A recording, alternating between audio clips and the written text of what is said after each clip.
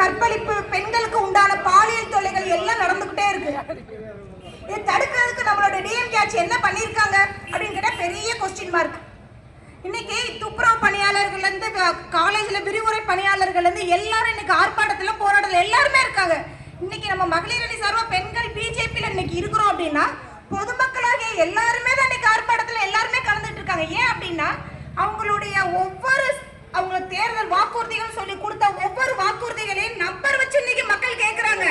மக்கள் விழிப்புணர்வு ஆயிட்டாங்க. அதனால என்ன அப்படின்னா மக்கள் விழிப்புணர்வு ஆனனால இந்த நிமிஷம் வரைக்கும் ஒவ்வொருத்தவங்களும் மக்கள் கையில கொடியோட போராட்டங்கள் ஏந்திக்கிட்டே இருக்காங்க.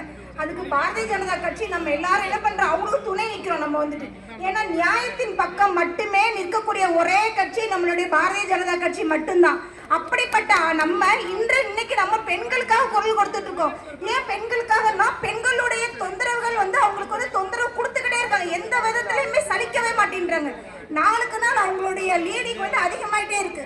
அப்ப அது கண்ட்ரோல் பண்றக்கூடிய